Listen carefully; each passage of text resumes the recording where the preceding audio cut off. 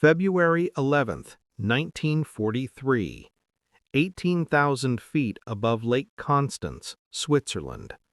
The Messerschmitt Bf 109 G6 was climbing through scattered clouds when its engine stopped. Not sputtered, not coughed, stopped, completely, instantly, as if someone had flipped a switch. Oberleutnant Franz Stiegler had 28 kills to his name. He'd survived 3 years of combat over France, Britain, and Russia. He knew every sound his Daimler-Benz DB605 engine could make. He'd nursed wounded machines back to base through flak damage, fuel starvation, and battle damage. But this was different. This was silence where there should have been thunder. The propeller windmilled uselessly. The cockpit temperature dropped. Ice crystals formed on the inside of the canopy. Stiegler's breath came in visible puffs. The altimeter needle was falling. 17,000 feet, 16,000, 15,000. He tried the restart procedure. Nothing. Tried again. Nothing. The engine was frozen solid.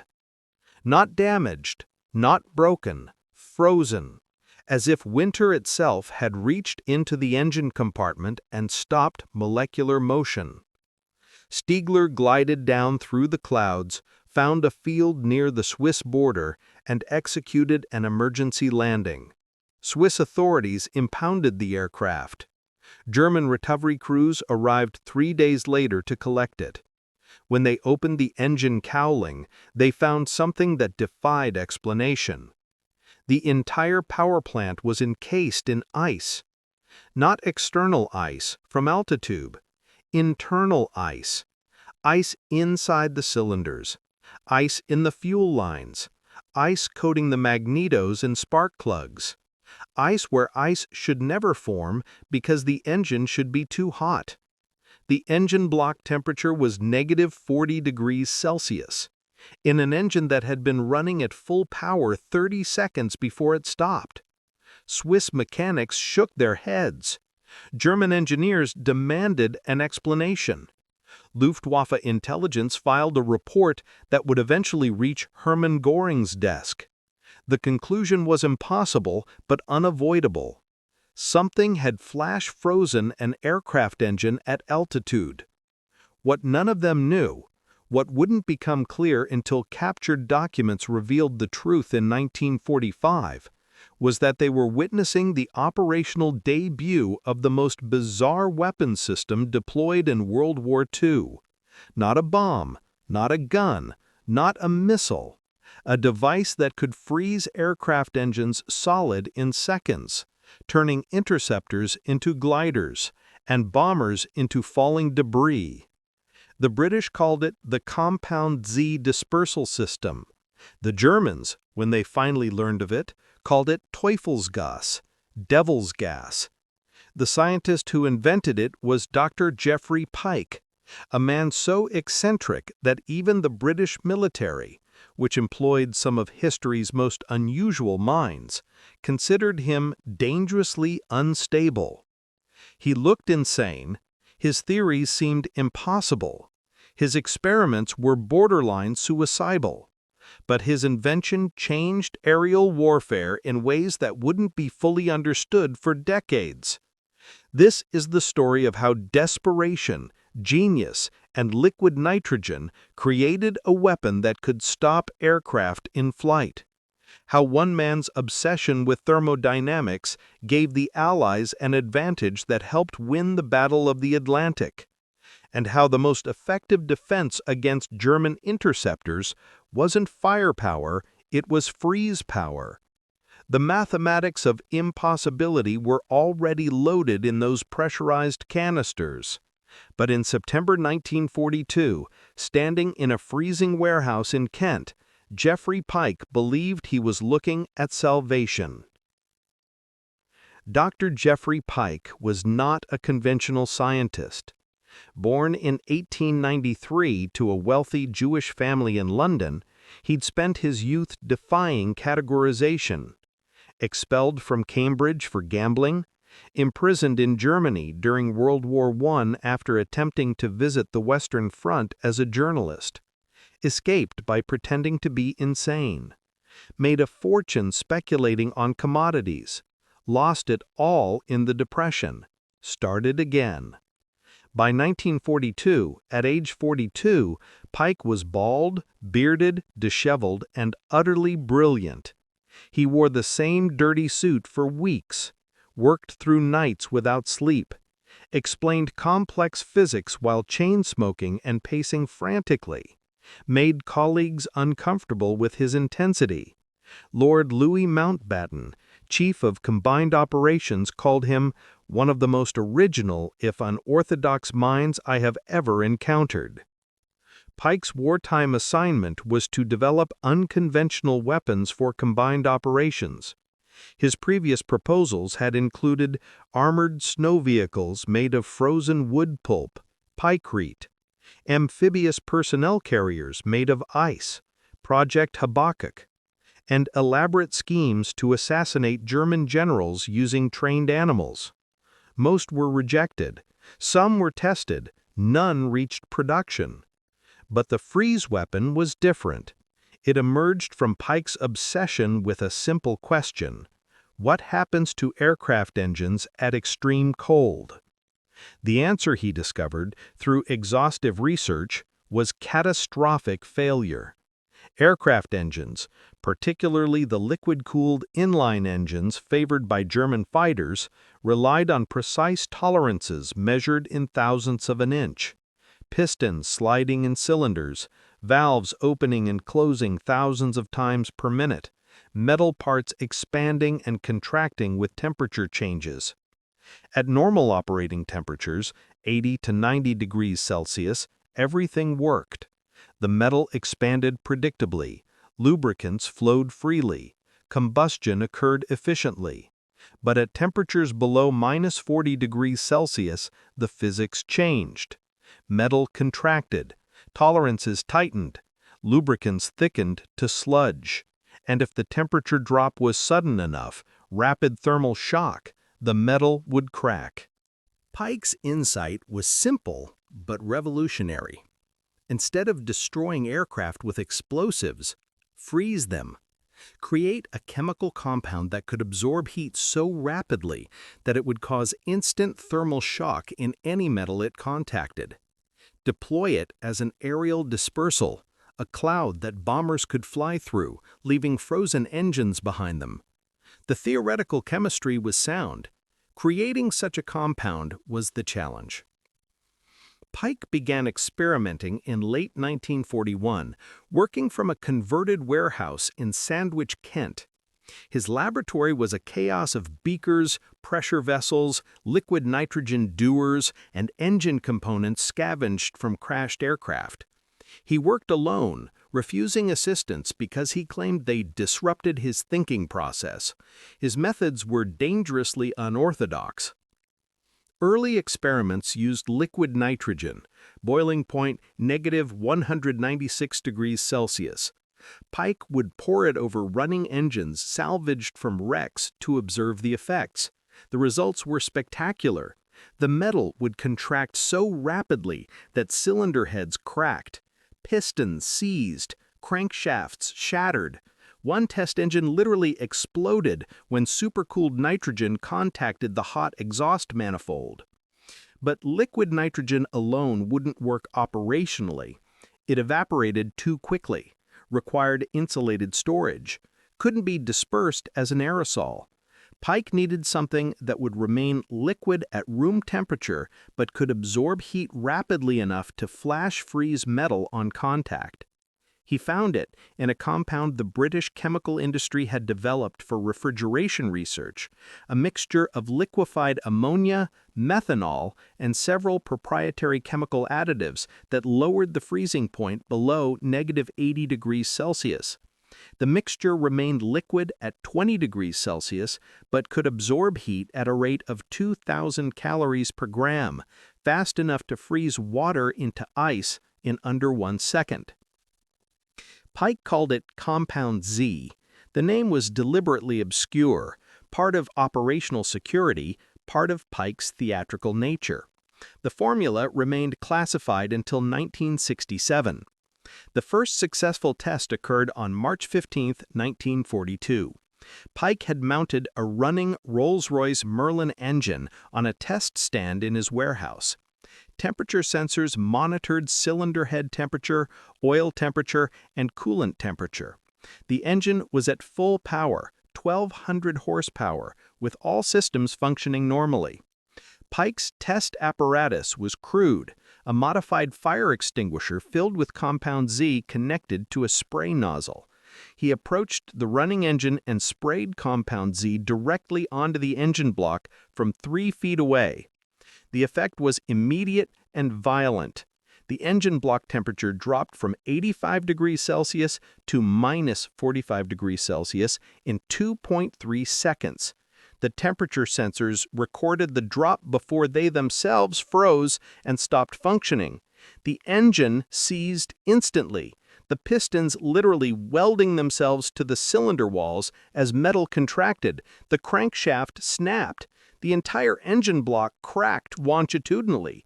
Ice formed across the entire surface, coating everything in a layer of white frost. Pike stood in his warehouse, staring at the frozen wreckage, and started laughing. His assistant, he'd finally accepted one, a young engineer named James Chadwick, thought he'd gone completely mad. But Pike knew what he'd achieved. He'd created a weapon that could disable any aircraft engine in seconds without explosives, without bullets, without fire. Just cold. Pure, absolute cold. The challenge now was deployment. A spray bottle was fine for laboratory tests. Aerial combat required something more sophisticated. Pike's solution was the aerial dispersal canister, a pressurized cylinder containing 50 liters of Compound Z under pressure. When released from an aircraft, the canister would tumble through the air, dispensing its contents as a fine mist. Any aircraft flying through the mist would have its engine exposed to the chemical. Contact with hot engine components would trigger rapid heat absorption. Temperature would plummet. Engine would freeze. At least that was the theory. Testing it required the cooperation of the Royal Air Force, which had thus far regarded Pike as a well-meaning eccentric whose previous proposals had been impressive on paper and useless in practice. Enter Wing Commander Ralph Sorley, an RAF officer with a reputation for supporting unconventional approaches. Sorley had been instrumental in developing the Browning 303 armament for Spitfires and Hurricanes. He understood that innovation required tolerating odd personalities. When Pike presented his proposal in June 1942, Sorley didn't dismiss it immediately, which in the RAF bureaucracy was equivalent to enthusiastic support. Show me it works.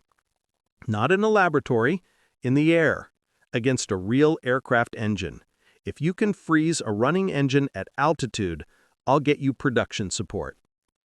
The demonstration was scheduled for August 3, 1942, at RAF Farnborough. The target, a captured Messerschmitt Bf 109E, engine rebuilt to operational status, mounted on a test rig designed to simulate flight conditions. The rig would run the engine at full power while wind tunnel fans simulated the cooling airflow of high-altitude flight. Pike would disperse Compound Z from a pressurized sprayer positioned 50 feet upwind. Observing were Wing Commander Sorley, 3 RAF technical officers, 2 Ministry of Supply representatives, and Lord Mountbatten himself, who developed a personal fascination with Pike's eccentricities. The Daimler-Benz DB601 engine roared to life, propeller turning, oil pressure normal, temperature nominal. The wind tunnel fans engaged, simulating 250 miles per hour airflow. At Pike's signal, his assistant opened the valve on the pressurized sprayer. Compound Z dispersed into the airstream as a white mist, barely visible in the daylight. It flowed over the running engine like fog. Contact occurred approximately 0.8 seconds later. The temperature sensors recorded the event precisely. Engine block temperature 92 degrees Celsius. 1 second later, 3 degrees Celsius. 2 seconds later, minus 38 degrees Celsius. The engine didn't stop gradually. It stopped instantly. The pistons halted mid-rotation. The entire assembly shuddered violently. Frost appeared across the engine cowling. The mounting bolts cracked under the thermal stress. The silence in the test facility was profound. The observers stared at the frozen engine. Nobody spoke for several seconds. Wing Commander Sorley broke the silence. "Bloody hell, it actually works." Lord Mountbatten lit a cigarette with shaking hands. "Dr. Pike, you've just weaponized winter. I'm not entirely certain whether to congratulate you or be terrified." Pike, disheveled and exhausted, simply nodded. "Now we need to put it in an aircraft." Production authorization came through in September 1942. The Ministry of Supply established a classified manufacturing facility in Scotland to produce Compound Z in quantity. The Chemical Defence Experimental Establishment at Porton Down provided support for handling and storage protocols. RAF Bomber Command began investigating deployment options. The engineering challenges were substantial. Compound Z was corrosive to aluminum, requiring stainless steel containers. It was volatile, requiring pressurized storage. It was dangerous to handle, skin contact caused instant frostbite. And it was expensive to produce. Each liter cost approximately 15 pounds, equivalent to 600 pounds in modern currency. The final dispersal system consisted of pressurized stainless steel canisters, each holding 50 liters, explosive dispersal charges to scatter the chemical as aerosol, barometric fuses set to activate at specific altitudes, mounting brackets compatible with standard RAF bomber racks. Each canister weighed 87 pounds fully loaded. A Lancaster bomber could carry 12 canisters, 600 liters of Compound Z, enough to create a dispersal cloud 400 meters long and 50 meters wide. Any aircraft flying through that cloud would be exposed to the chemical. Contact with engine components would freeze them solid within seconds. The tactical concept was straightforward. Bomber formations flying to targets in Germany would carry Compound Z canisters along with standard bombs. When German fighters approached to attack, the bombers would release the canisters at altitude. The canisters would fall approximately 1,000 feet, then detonate, creating clouds of freezing mist. German fighters climbing to intercept would fly through the clouds. Their engines would freeze. They would be forced to glide down, unable to continue the attack. In theory, it was elegant. In practice, it required precise timing, accurate altitude measurement, and courage from bomber crews who would be carrying volatile chemicals alongside high explosives. The first operational trial occurred on November 28, 1942. 12 Lancaster bombers from 617 Squadron, the same unit that would later become famous for the Dam Busters raid, departed RAF Scampton carrying mixed loads, conventional bombs for the primary target, Turin, Italy, and Compound Z canisters for defensive use against fighters. Flight Lieutenant David Shannon, piloting Lancaster ED-765, recorded the mission in his logbook. Departed Scampton 1830 hours. Crossed French coast at 18,000 feet. Encountered German night fighters near Dijon approximately 2,200 hours. Rear gunner reported 2 Messerschmitts positioning for attack from below. Navigator released 2 Compound Z canisters per defensive protocol. Canisters detonated at approximately 16,000 feet, creating visible white clouds. German fighters appeared to fly through dispersal area. Both aircraft broke off attack and descended. Unable to confirm if due to effects of Compound Z or tactical decision, continued to target without further engagement. The mission report was ambiguous. Did the Compound Z work? Or had the German fighters simply chosen to disengage? Without confirmation, the RAF couldn't be certain. The confirmation came 3 days later. December 1, 1942. German signals intelligence intercepted and decrypted by Bletchley Park revealed unusual radio traffic from Luftwaffe night fighter units. Multiple pilots reported engine failures during interception attempts against RAF bomber streams. The failures weren't attributed to battle damage. The aircraft hadn't been fired upon. They weren't mechanical failures. The engines had been functioning normally immediately before stopping. They were inexplicable sudden engine freezing incidents at high altitude. Luftwaffe maintenance crews were baffled. Several aircraft had landed successfully after gliding down from altitude.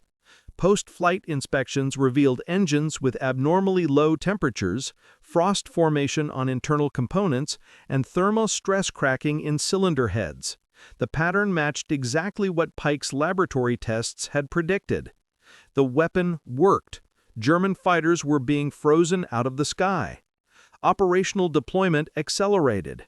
By January 1943, Compound Z canisters were standard equipment on all Lancaster and Halifax bomber missions over Germany. Tactical doctrine evolved rapidly. Bomber formations would carry canisters in specific positions, typically the rear section of the formation. When fighters appeared, the trailing bombers would release canisters to create defensive clouds behind the formation. Attacking fighters would fly through the clouds, exposing their engines. The psychological effect on German pilots was immediate and severe. Flying through white mist at 20,000 feet was now potentially fatal. Any cloud, any vapor, any atmospheric anomaly could be Compound Z. Pilots became hesitant, approaching bomber formations with extreme caution. Attack patterns changed from aggressive stern approaches to more cautious tactics that kept fighters outside potential dispersal zones. Oberlieutenant Heinz Wolfgang Schnaufer, who would become the highest-scoring night fighter ace with 121 kills, encountered Compound Z on January 17, 1943, during an interception near Frankfurt. His combat report, captured after the war, described the experience. We approached the bomber stream from below at 7,000 meters altitude. Visibility was excellent. Target acquisition was successful. We positioned for attack on the trailing Lancaster. As we climbed through 6,500 meters, we entered a white mist, very thin, barely visible. 2 seconds later, both engines began losing power. Temperature gauges dropped rapidly. I immediately pushed the nose down to descend. My radio operator reported both engine temperatures at 0. We could not maintain altitude. Glided down to 3,000 meters before engines restarted after warming. Returned to base without completing attack. Upon landing, maintenance crew found both engines covered in frost inside the cowlings. Cylinder head temperatures were below freezing despite engines running. They have some new weapon. We do not know what it is. We only know it can kill our engines without firing a shot. The Luftwaffe ordered an immediate investigation. Captured RAF bombers were examined for unusual equipment. Crashed aircraft were studied for clues. Intelligence officers questioned POWs about new defensive systems. The answers were fragmentary and confusing. Rumors of ice clouds and frozen vapor that could stop engines. Nobody understood the actual mechanism. German countermeasures were difficult to develop. If the weapon was a chemical dispersal, gas masks wouldn't help. It attacked the engines, not the crew. If it was a freezing agent, heating systems wouldn't help. Aircraft engines were already hot. The best defense was to avoid the dispersal clouds entirely. But how do you avoid clouds at night when you can't see them until you're already flying through them? The Luftwaffe night fighter losses didn't increase dramatically. The weapon wasn't a widespread killer, but efficiency plummeted. Pilots who previously made aggressive attacks now approached cautiously. Time spent positioning for attack increased. Bomber formations had more time to reach targets and escape. The killed-to-sortie ratio for German night fighters dropped from 6.8% in November 1942 to 3.2% by March 1943. The British assessed that Compound Z was reducing bomber losses by approximately 8 to 12%, a significant operational advantage. Each bomber saved was a crew saved, a future mission enabled, a contribution to the strategic bombing campaign. Over the course of the war, the compound likely saved hundreds of aircraft and thousands of aircrew lives. But the weapon's greatest impact wasn't in bombers saved. It was in psychological warfare. German pilots were now fighting an invisible enemy. The fear of sudden engine failure created constant stress. Medical officers reported increased rates of combat fatigue among night fighter crews. Some pilots requested transfer to day fighter units where at least they could see what they were fighting. The irony was that Compound Z was never as effective as the Germans feared. The dispersal clouds were relatively small, 400 meters by 50 meters. A fighter had to fly almost directly through the center to receive a disabling dose.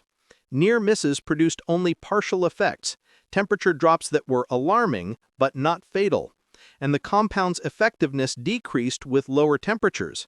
At temperatures below -20 degrees Celsius, it had minimal additional effect. But perception mattered more than reality. German pilots believed every white mist could kill their engines. That belief changed behavior, changed tactics, changed outcomes. By April 1943, RAF Bomber Command was using Compound Z on approximately 60% of night missions over Germany. Production had reached 12,000 liters per month.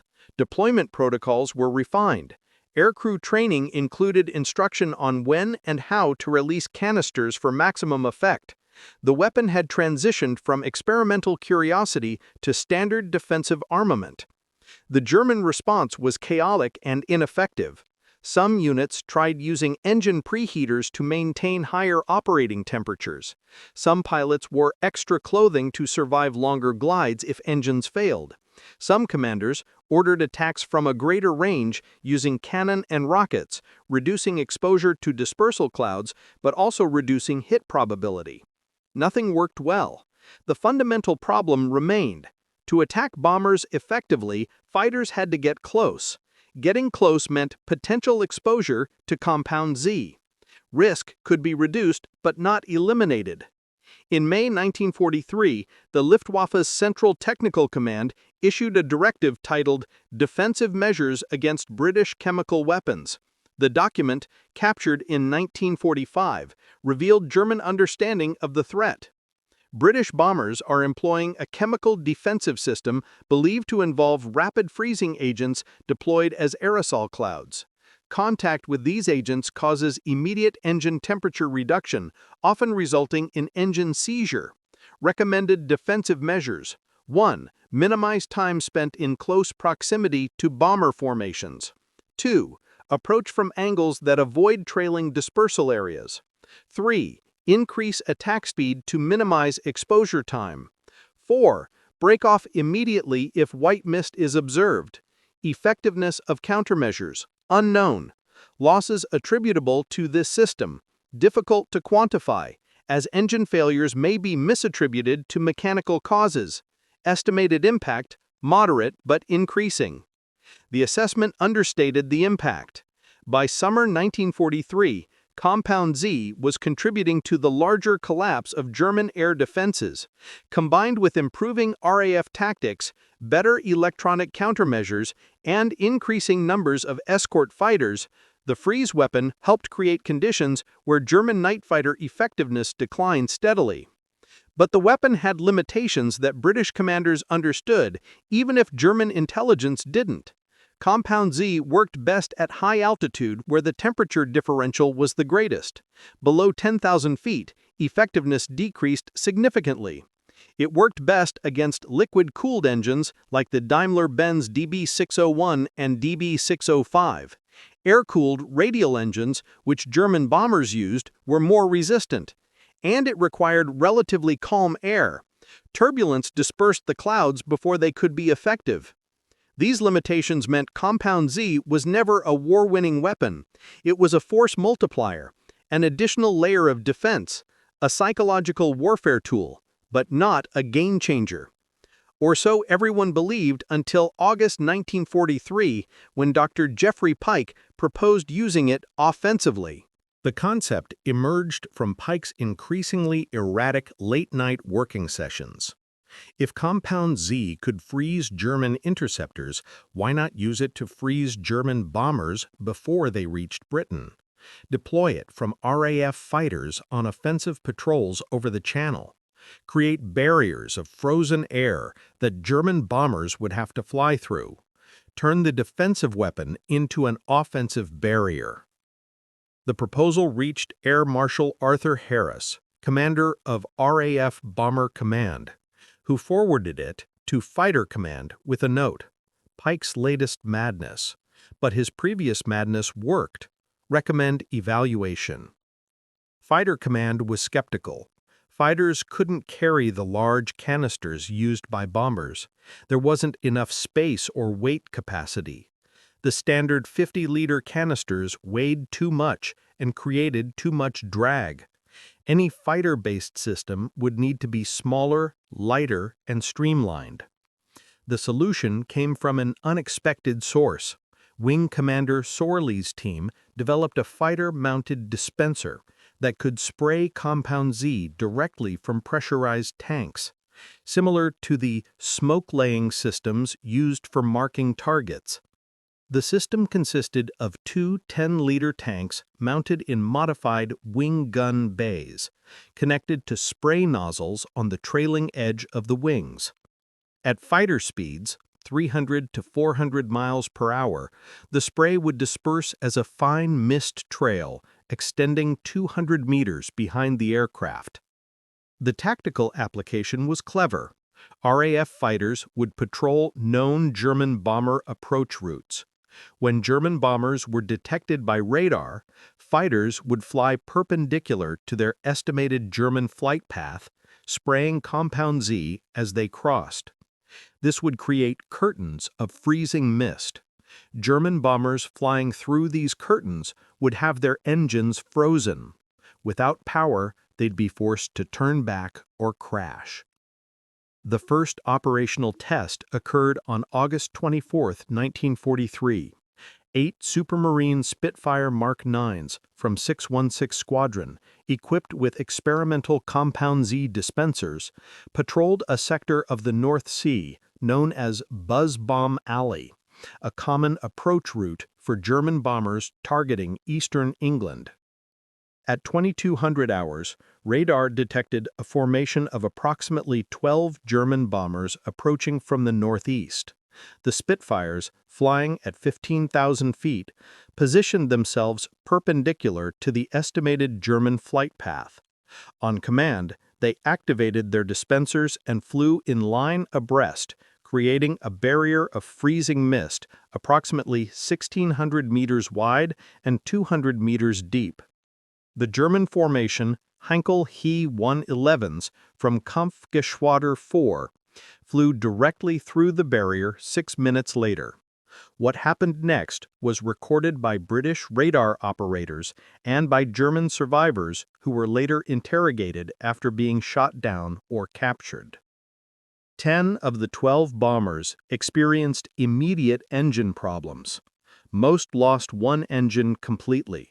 3 lost both engines. The formation broke apart as aircraft began losing altitude. British night fighters vectored to the area found German bombers struggling to maintain altitude with reduced power. 5 were shot down. 2 crashed into the North Sea while attempting emergency landings. 3 managed to limp back to bases in occupied France with single-engine operation. Only 2 bombers, flying at the formation's edges, avoided exposure and reached British airspace. They dropped their bombs on secondary targets and returned safely. The mission was a catastrophic failure for the Germans. 10 aircraft lost, 60 crew killed or captured, 0 effective bombing. RAF intelligence interviewed Oberbootsman Heinrich Kraft, a surviving He-111 radio operator 3 days later. His account was recorded. "We were flying at normal altitude, standard formation. Visibility was poor, but not unusual. Suddenly, we flew through something, a mist, very thin. Within seconds, both engines began failing. Port engine stopped completely. Starboard engine lost power, running very rough. Temperature gauges showed abnormal readings, much too cold. The pilot tried to maintain altitude, but we were losing height rapidly. Other aircraft in formation were having same problems. I could see them falling away, losing formation. We crashed in the sea approximately 40 kilometers from English coast. I survived. Most of my crew did not. I don't know what we flew through, some kind of English devil weapon." The success was immediately classified at the highest level. If the Germans didn't understand what was happening, British commanders wanted to keep it that way as long as possible. Official reports attributed the losses to coordinated night fighter attacks and said nothing about chemical weapons. But the operational applications were obvious. If fighters could create barriers of compound Z, they could effectively deny airspace to German bombers.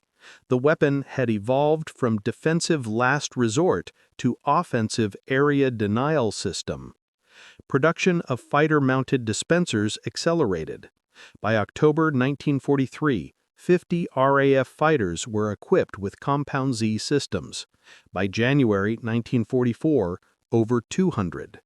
Tactical doctrine evolved. RAF fighters would establish barrier patterns over approaches to British cities and industrial areas. German bombers attempting to penetrate would fly through curtains of freezing mist. Losses would force mission abandonment. The effect on German bombing operations was devastating. Monthly sortie rates against Britain declined steadily. September 1943, 1,200 bomber sorties. December 1943, 400 bomber sorties. March 1944, fewer than 100. The Luftwaffe was being frozen out of British skies. German intelligence finally understood what was happening in early 1944 when Bletchley Park decrypted orders from Luftwaffe High Command to avoid all visible vapor at altitude. The directive confirmed that Germans knew they were facing some kind of chemical weapon but didn't understand its composition or mechanism. Countermeasures remained ineffective. But Compound Z's greatest contribution came not in stopping German bombers, but in an entirely unexpected application, protecting Allied shipping in the Atlantic. German maritime patrol aircraft, Focke-Wulf FW-200 Condors and Junkers Ju-290s were devastating Allied convoys. These long-range bombers could spot convoys from extreme distances and either attack directly or radio positions to U-boat wolf packs. Protecting convoys from air attack required carrier-based fighters, which were scarce, or land-based fighters, which lacked the range. Compound Z offered an alternative. If escort carriers could carry fighters equipped with dispensers, they could create defensive barriers around convoys. German patrol aircraft attempting to approach would fly through freezing mist. Engines would fail. The aircraft would be forced down before they could attack or report convoy positions. The concept was tested in March 1944 during convoy HX-280's Atlantic crossing. HMS Tracker, an escort carrier, embarked 12 Grumman F-4F Wildcats equipped with Compound Z dispensers. When German aircraft were detected by shipboard radar, the Wildcats launched and established barriers at various altitudes around the convoy. The results exceeded expectations. 3 FW-200 Condors attempted to approach the convoy over a 4-day period. All 3 flew through Compound Z barriers. All 3 experienced engine failures. 2 ditched in the Atlantic. Crews were not recovered. 1 managed to return to base with single-engine operation but crashed on landing. The convoy reached Britain with 0 ship losses and 0 successful German reconnaissance. German Naval Command noted in their daily log, convoy HX-280 location unknown. All reconnaissance aircraft failed to report. By summer 1944, Compound Z was standard equipment on escort carriers supporting Atlantic convoys. German maritime patrol losses increased to unsustainable levels. The combination of improving Allied fighter coverage and the invisible chemical barrier effectively ended German air reconnaissance of Atlantic convoys. This contributed significantly to the collapse of the U-boat campaign. Submarines couldn't find convoys if reconnaissance aircraft couldn't report positions. Dr. Jeffrey Pike never saw the full operational impact of his invention. His mental health, always precarious, deteriorated through 1943 and 1944. He became increasingly erratic, paranoid, and difficult to work with. In January 1944, he was quietly removed from active project work and assigned to advisory roles that kept him away from operations. He committed suicide in February 1948, never knowing that his mad invention had helped win the Battle of the Atlantic. The full story of Compound Z remained classified until 1968, when British declassification efforts finally revealed the program. By then, jet engines and missiles had made the technology obsolete. But historians studying the program's impact concluded that it had contributed to 400 to 600 German aircraft losses, direct and attributed 8 to 12% reduction in RAF bomber losses over Germany, 70% reduction in German bomber effectiveness against Britain, near elimination of German maritime reconnaissance in the Atlantic, and significant psychological impact on Luftwaffe combat effectiveness. The compound itself was never perfect. It had significant limitations: expensive to produce, dangerous to handle, effective only at high altitude, required precise deployment, and became less effective as German pilots learned avoidance tactics. But it provided a crucial advantage during the critical years of 1943-1944, when Allied air superiority over Europe was still contested. The weapon's existence also revealed an important truth about warfare. Sometimes the most effective innovations come from the least conventional minds. Pike was difficult, eccentric, and often impossible to work with, but he saw possibilities others missed. He asked questions nobody else thought to ask, and he pursued answers with obsessive determination regardless of how absurd his methods appeared. After the war, captured German documents revealed that Luftwaffe intelligence never fully understood Compound Z. They knew it was a chemical freezing agent. They knew it was effective, but they never identified its composition, never developed effective countermeasures, never replicated it. The formula remained a British secret until declassification. Post-war testing by American and Soviet intelligence confirmed the weapon's effectiveness. Both nations experimented with similar systems in the late 1940s. None achieved operational deployment. The advent of jet engines, which operated at much higher temperatures and were more resistant to thermal shock, made the concept obsolete before it could be fully developed. Today, samples of Compound Z are stored in the Porton-Down Chemical Warfare Archive, labeled as Historical Defensive Systems. The formula has been published in declassified documents, though several key additives remain redacted for reasons never explained.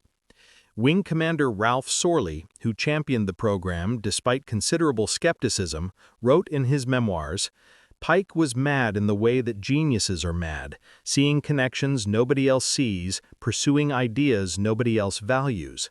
His freeze weapon should never have worked. The chemistry was implausible, the engineering was crude, the deployment concept was bizarre. But it worked anyway because Pike refused to accept that impossible meant impossible.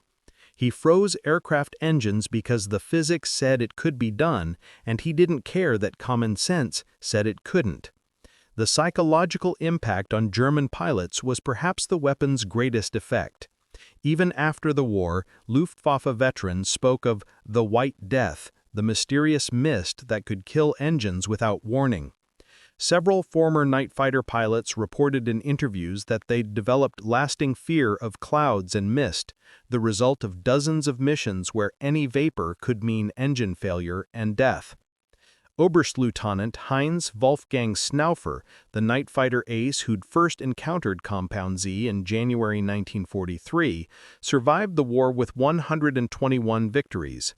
In a 1950 interview, he was asked what had frightened him most during the war. His answer: "Not the bombers' guns, not the British night fighters, not the flak, the white clouds. We never knew if they were just clouds or the freezing weapon. Every mist became a threat.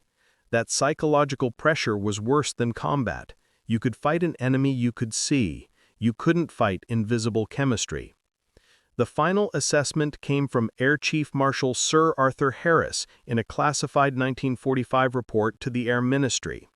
The chemical freezing weapon, while never decisive alone, provided critical advantage during the period when German air defenses threatened to make strategic bombing unsustainable. By reducing bomber losses and degrading German fighter effectiveness, it contributed to maintaining operational tempo during critical phases. The program's greatest value was enforcing German tactical changes that reduced overall combat efficiency. Recommend continued development of unconventional weapon systems regardless of how implausible they initially appear. The recommendation went unheeded. Post-war Britain had neither the resources nor the inclination to pursue expensive chemical weapons programs. Compound Z production ceased in 1945. Remaining stocks were destroyed in 1952. The dispersal canisters were scrapped or repurposed. The technology was forgotten. But it had served its purpose. For 2 crucial years, RAF bombers and fighters carried canisters of liquid that could freeze aircraft engines solid. German pilots flew every mission knowing that invisible mist could kill them without warning. Hundreds of aircraft were lost. Thousands of missions were degraded. The balance of air power shifted incrementally but significantly. And it all started with an eccentric scientist who looked at aircraft engines and asked, "What if we froze them?" The question seemed insane. The answer changed warfare. The scientist died unrecognized by history, but his madness had method, and his method had mathematics, and his mathematics froze planes mid-air to help win the war. At the Imperial War Museum in London, there's a small display in the chemical warfare section. A single pressurized canister labeled Compound Z Dispersal System, 1943. Next to it, a temperature graph showing the thermal shock curve from 90 degrees Celsius to -40 degrees Celsius in under 3 seconds.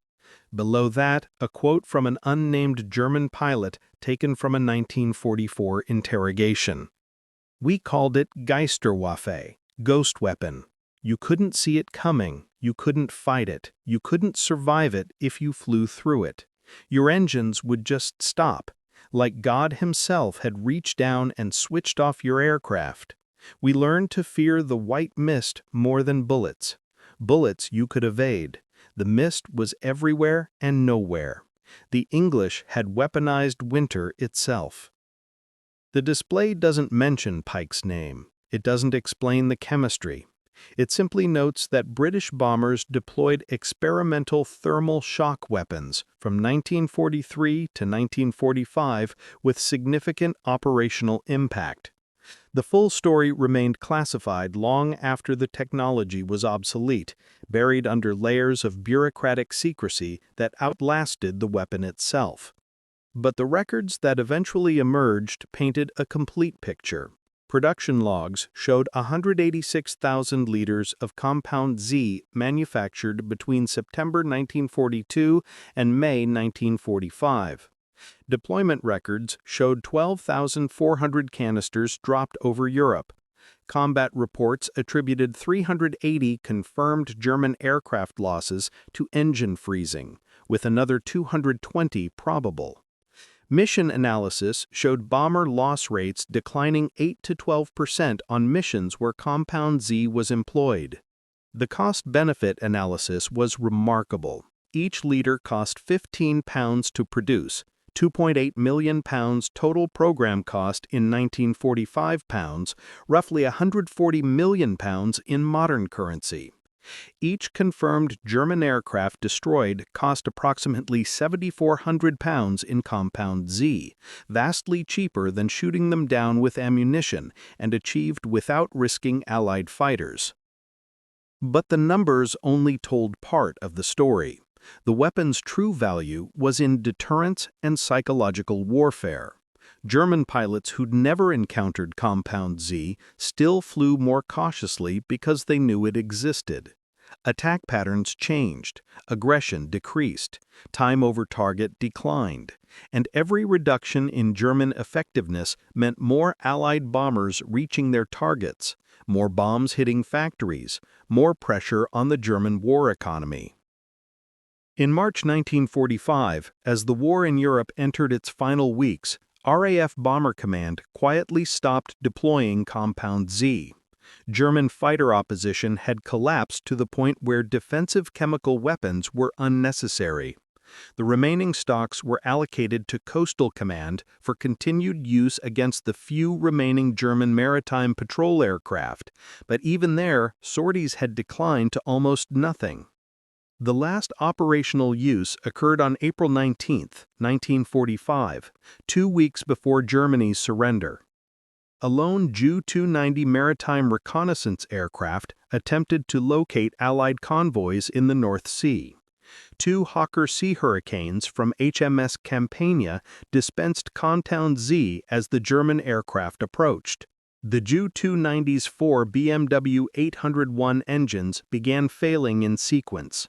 The aircraft descended toward the sea, ditching 80 miles from the English coast. The crew of 9 was rescued by a British destroyer. They were among the last Luftwaffe personnel to experience what their predecessors had learned to fear: the invisible weapon that froze aircraft from the inside out. When interrogated, the Ju-290's pilot, Hauptmann Klaus Weber, provided one of the last wartime accounts of Compound Z's effects. "We saw nothing unusual, no enemy fire, no visible weapon discharge.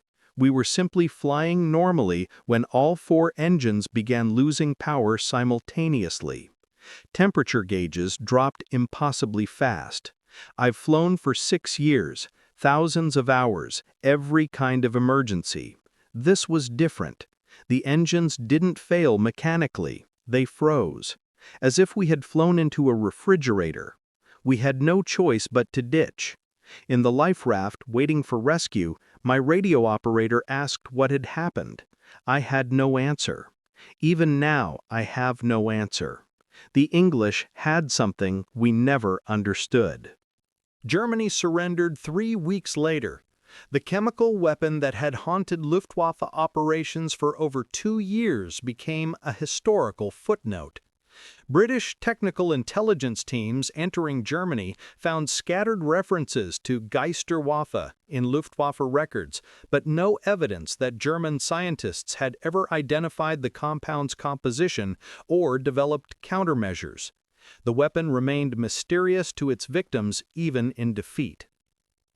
Post-war analysis by Allied operational research teams concluded that Compound Z had contributed to forcing Germany to abandon its strategic bombing campaign against Britain. The combination of improving RAF defenses, growing fighter strength, and the unpredictable threat of engine-freezing attacks made bomber operations unsustainably costly. By late 1943, German bomber losses over Britain reached 15 to 20% per mission, catastrophic attrition that no air force could maintain. The weapon had also contributed significantly to winning the Battle of the Atlantic. German maritime reconnaissance aircraft losses increased 300% during the period when Compound Z was actively deployed. This loss rate forced the Luftwaffe to curtail long-range patrols, reducing the effectiveness of U-boat Wolfpack tactics. Without accurate convoy location intelligence, submarines couldn't concentrate forces effectively. The invisible chemical barrier around convoys was as effective as any destroyer or depth charge. Dr. Jeffrey Pike never learned of these successes. By late 1944, he was effectively sidelined from war work, spending his time developing increasingly fantastic proposals that military leadership politely ignored. His mental health continued deteriorating. Friends described him as paranoid, erratic, and deeply depressed. He believed his contributions had been forgotten or deliberately suppressed. In February 1948, he checked into a London hotel and took a fatal overdose of sleeping pills. His suicide note was brief. "The world has no use for mad scientists. I should have realized that sooner." He was 54 years old. The obituaries were respectful but vague, mentioning his contributions to wartime scientific research without specifics. The details of Compound Z remained classified. Pike died believing his most successful invention had been a failure, unaware that it had saved hundreds of aircraft and thousands of lives. It wasn't until the 1968 declassification that Pike's role became public. Historians began piecing together the full story: the eccentric scientist working alone in a freezing warehouse, the impossible-seeming chemistry, the skeptical military establishment gradually convinced by undeniable results, and the weapon that changed aerial warfare in ways nobody had anticipated. Wing Commander Sorley, by then retired as Air Vice Marshal, wrote a tribute to Pike in 1969. Jeffrey was difficult, strange, and often impossible, but he saw what others missed. He asked the questions nobody else thought to ask. What if we froze them? Seemed absurd. But he pursued it with single-minded determination until absurdity became reality. The RAF owes him a debt we can never repay, because we didn't recognize what he'd given us until he was gone. Lord Mountbatten, in his memoirs published in 1960, devoted several pages to Pike's inventions. On Compound Z specifically, it was typical Jeffrey, bizarre, implausible, and brilliant. He looked at the problem of defending bombers from a completely different angle.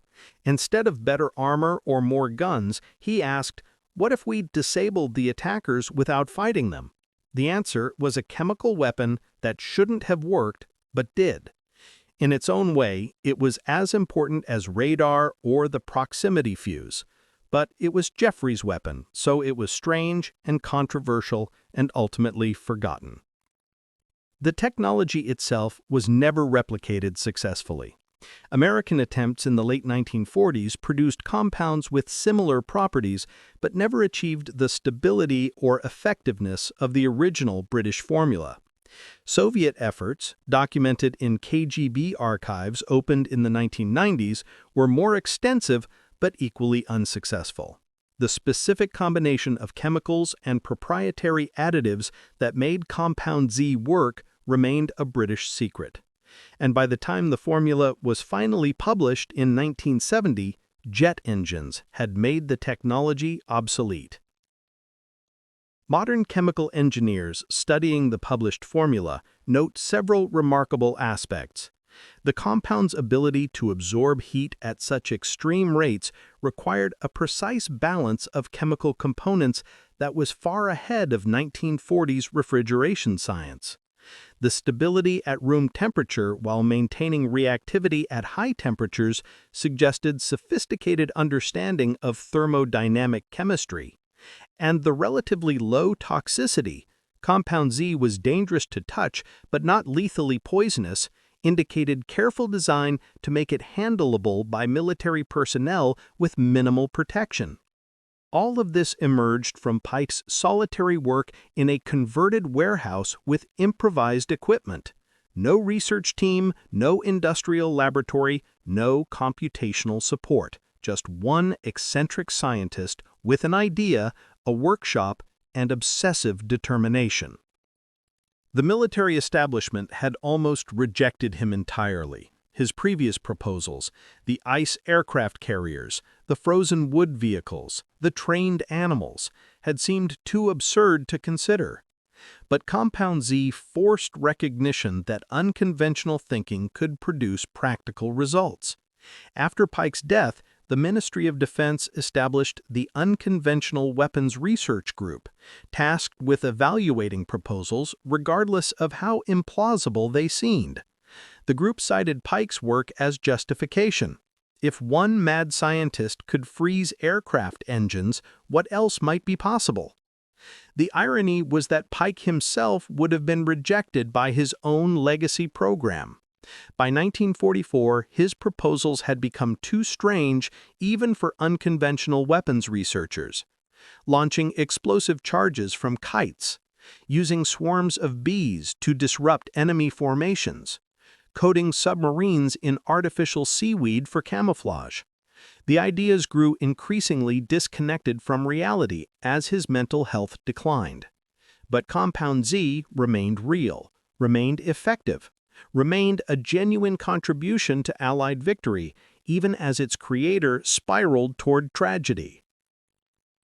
At the RAF Museum in Hendon, a restored Lancaster bomber includes a small notation on the equipment placard: Defensive Chemical Dispersal Capability, 1943 through 1945. Most visitors don't notice it. Those who do rarely understand what it means. The curators occasionally give tours explaining the freeze weapon, but the story seems too strange to be true. Freezing aircraft engines with chemical spray? It sounds like science fiction. But it was science fact. The physics was sound, the chemistry worked, the operational results were documented. For 2 critical years, RAF bombers carried liquid winter in pressurized canisters. German pilots flew into clouds that could kill their engines without warning. Hundreds of aircraft fell from the sky, frozen solid, their crews never understanding what had hit them. And it all started with an eccentric scientist asking an impossible question. The final assessment of Compound Z came in a 1975 historical study by the RAF History Branch. The chemical freezing weapon represented one of the war's most unusual technological developments. Its impact was significant, but difficult to quantify precisely. Direct losses to German aircraft were substantial but not decisive. The psychological impact on enemy operations was considerable, but hard to measure. The contribution to reducing bomber losses and degrading enemy effectiveness was real, but occurred alongside multiple other factors. What can be stated definitively: the weapon worked. It was deployed extensively. It influenced German tactical decisions, and it contributed to Allied air superiority during critical periods. Dr. Pike's invention, however unconventional its origins, earned its place in the history of aerial warfare. That measured, bureaucratic assessment would have meant everything to Pike. Recognition, validation, acknowledgement that his mad idea had been right. But it came 27 years too late.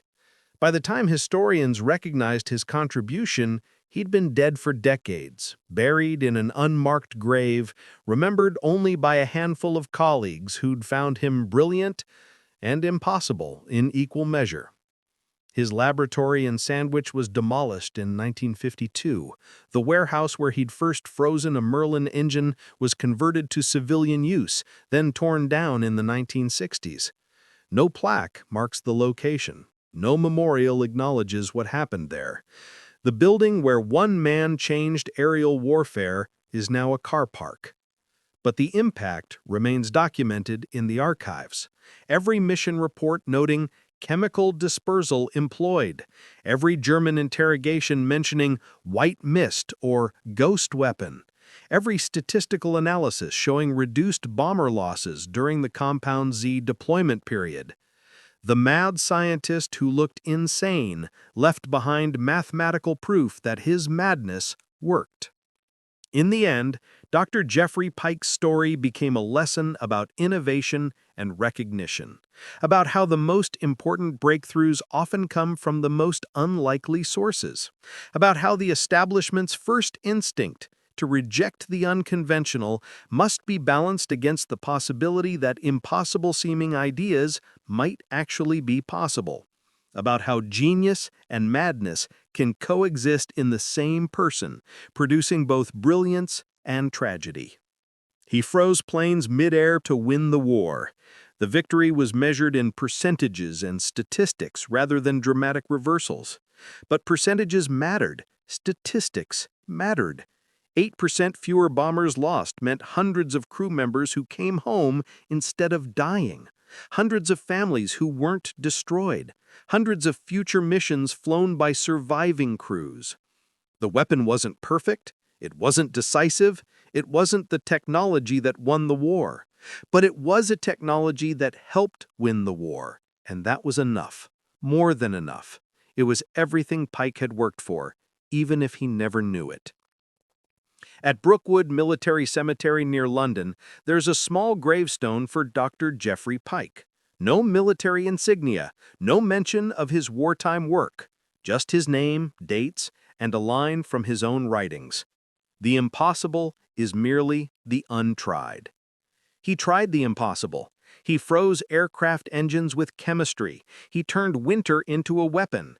He looked mad doing it, but his experiment worked, and it changed aerial combat forever. The thunder of propeller engines is gone now, replaced by jet turbines that would laugh at Compound Z's freezing touch. The bombers that carried his invention are museum pieces. The fighters that dispensed it are scrap metal or restored display aircraft. The chemical itself is archived samples, stored and forgotten. But for 2 years, the sky belonged partially to an eccentric scientist who refused to accept that freezing aircraft in flight was impossible, who pursued the idea with obsessive determination despite mockery and skepticism, who succeeded where rational people said he would fail.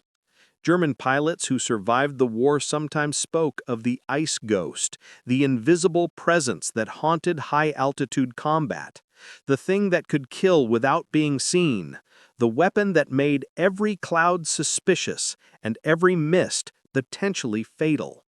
They never fully understood what it was. They only knew what it did.